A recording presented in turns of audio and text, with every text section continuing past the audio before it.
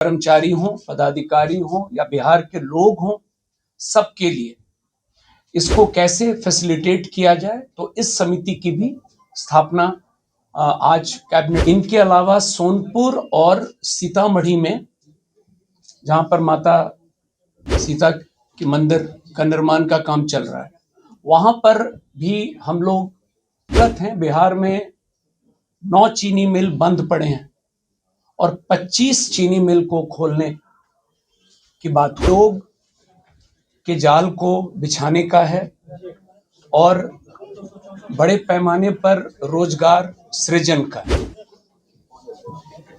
जो पहला निर्णय है वो पूरे पूर्वी भारत का इस राज्य को न्यू टेक हब के रूप में ओरमा ग्रुप, जो सोचता है वो करता है, आपके अपने सपनों का आशियाना। आर्टिफिशियल इंटेलिजेंस को मिशन मोड में काम करने के लिए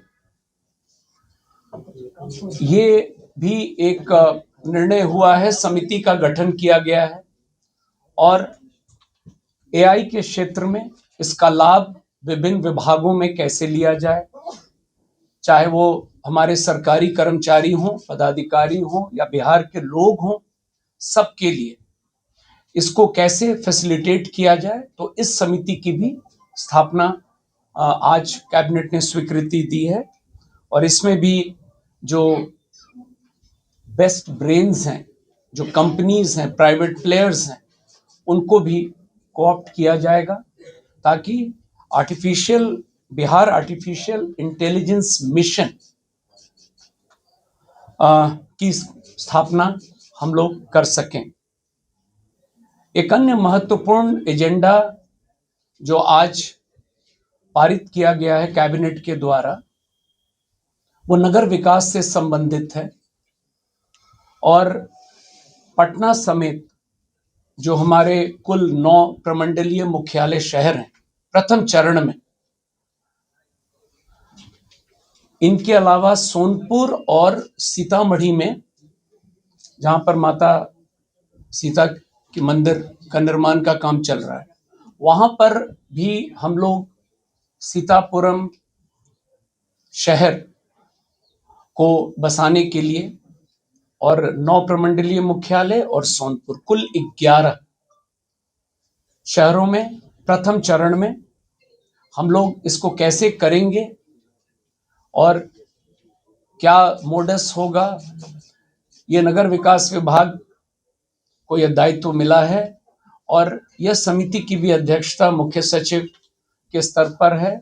और इसमें भी इन मॉडल्स को स्टडी करने के लिए हम लोग, जैसा कि मैंने पूर्व में भी बताया है, जो लोग इस फील्ड में हैं उन लोगों को हम लोग कोऑप्ट करेंगे समिति में, ताकि नए तरीके से नए टाउनशिप्स का निर्माण बिहार में हो।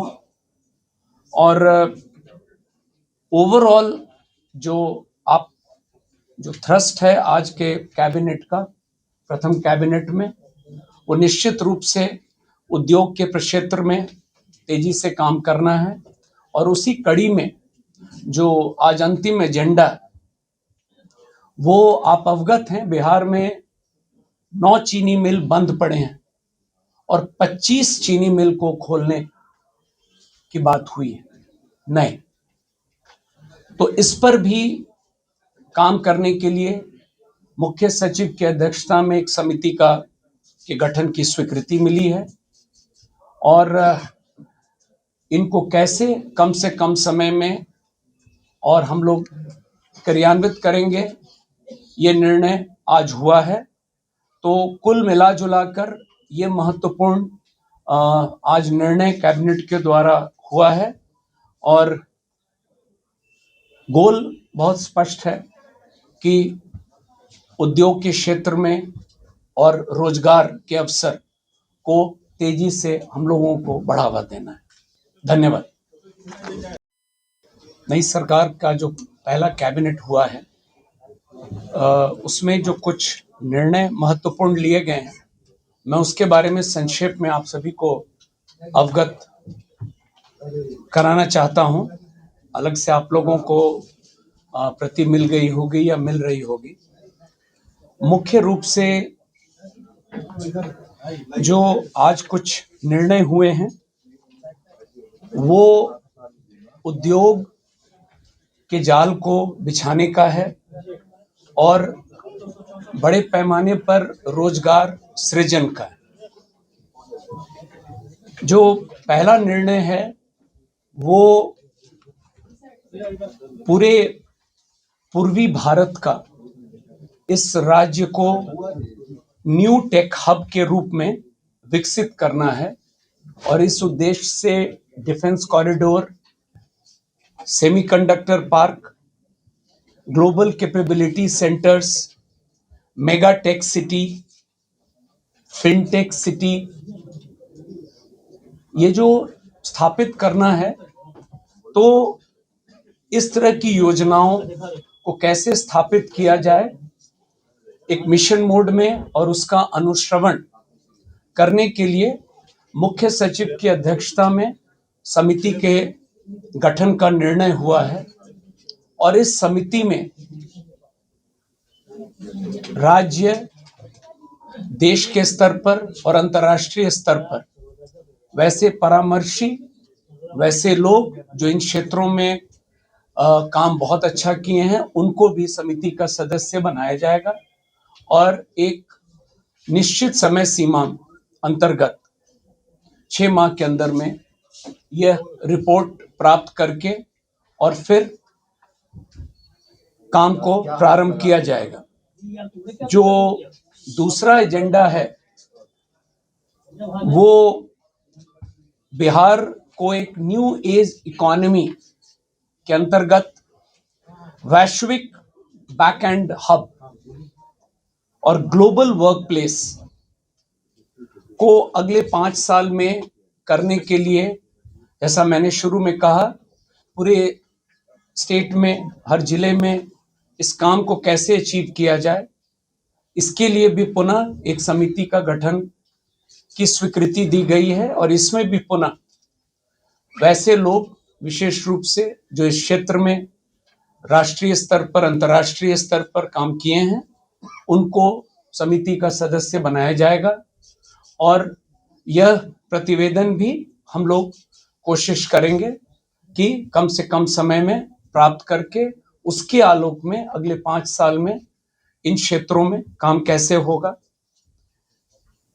बिहार के अगला एजेंडा है, बिहार के ऐसे कई प्रतिभाशाली युवा हैं, आप लोग भी बहुत नाम जानते हैं और इनके द्वारा जो स्टार्टअप्स के काम किए गए हैं वो सिर्फ राज्य के अंदर नहीं है, देश और अंतर्राष्ट्रीय स्तर पर भी हमारे बिहार के लोगों ने बहुत बढ़िया काम किया है।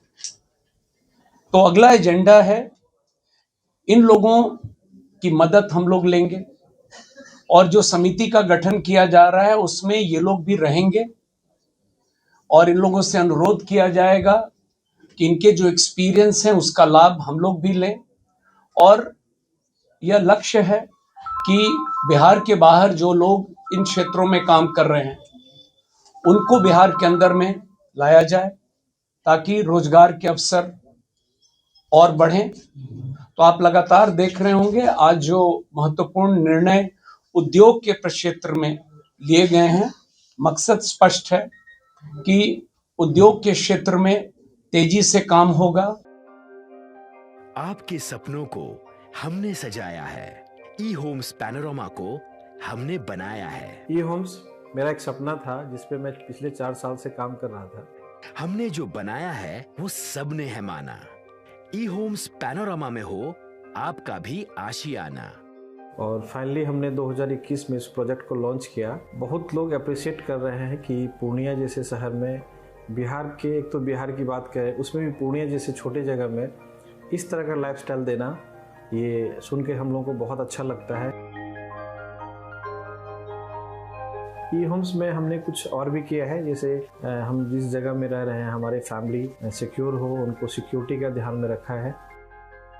आपकी सुविधा और सुरक्षा आपके लिए खास है, ये आपका विश्वास है। इसमें आर्टिफिशियल इंटेलिजेंस का 7 लेयर सिक्योरिटी का हमने इस्तेमाल किया है। लस ग्रीन कैंपस को बनाया है। यदि हमारा बाउंड्री वाल है तो वो वर्टिकल गार्डन है। ये जितनी भी फैसिलिटी होता है एक इंटरनेशनल टाउनशिप में ई होम्स है, ये हम लोग विश्वास नहीं कर पा रहे हैं। जो भी हमारे मित्र दोस्त या जो भी हमारे बाहर के बाहर आते हैं तो हम लोगों को बहुत अच्छा सुनने को मिलता है और बहुत अच्छा क्रेडिट मिल रहा है। वो सारा हमने सिर्फ एक बिल्डिंग नहीं बनाया, हमें एक बहुत अच्छा लाइफस्टाइल दिया ई होम्स में, और मेरा एक सपना था जिसको मैं आज फुलफिल होते हुए देख पा रहा हूँ। ये आपका आवास है।